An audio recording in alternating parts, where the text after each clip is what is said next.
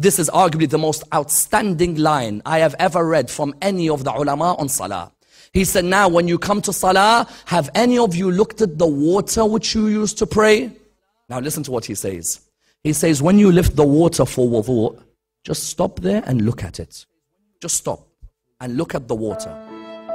He says, do you see how clear the water is? Now you should become that clear with Allah in your life. Water is such a clear liquid. He looks at it and he says, look at the Muslim. He'll come and pick up that water. He could see how clear it is. Yet he then finishes his prayer and continues going against the actions of Allah subhanahu wa ta'ala. He says, when you look at that water, just keep looking at it. And just look how clear it is, and then ask yourself, if the water which I use for salah is so clear, why am I not clear in my behavior with Allah subhanahu wa ta'ala? And he says, but don't stop there. Everything in this world began from water, as the Quran says. So he says, in the same way everything began with water, look at that water and say, now this is the mark of a new beginning between me and Allah subhanahu wa ta'ala. Then he says, look at the water again. Water is the spring of God's mercy. Know that when you are doing wudu, you are entering God's mercy. Then he says, look at the water again. All of these actions, he's taking you higher, and you haven't even started praying. He said, look at the water again. Do you remember any hadiths of Rasulullah on water? Don't you remember the hadith when Rasulullah says, the believer is like water. He purifies all those who surround him. Now when you look at water, say, I want to begin to purify those friends of mine who surround me. Look at those lines.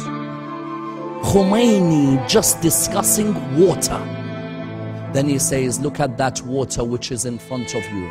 Do you see how it's going to purify the body parts? Now say, I'm going to begin to purify my heart after this. There's no point me washing my body parts if I have a heart of envy, or a heart of jealousy, or a heart of arrogance, or I have a heart of rudeness. When you look at that water, say, oh water, in the same way you're purifying my body, I'm gonna start purifying my heart. He said, now when you've reflected on the water you're using, tell me where you are in your salah. Then he says, go to Amir al-Mu'mineen. He says, Amir al-Mu'mineen would pick up that water. He'd know it's the spring of life. He'd know how clear it is, so he'd be that clear with Allah as well. He'd know that it's the spring of mercy, so he'd be the mercy for Allah's creation. He'd say, then Imam Amir al-Mu'mineen would take that water. When he washes his face with it, he'd say, Ya Allah, let nur shine on this face on the day of judgment. Then he says, when he puts water on his right hand, he said, Ya Allah, let me be of the people of the right hand on the day of judgment. Then when he took the water and he put it in his left hand, he said, Ya Allah, do not let me be of the people of the left hand on the day of judgment. Then when he put his wiping of the head, he'd say, Ya Allah, allow this head to bow down to you on the day of judgment. Then he says, look at Amir al-Mu'mineen. When he came and he wiped his feet, he would say, Ya Allah, on a day when all the feet are slipping, let my feet not slip on the day of judgment.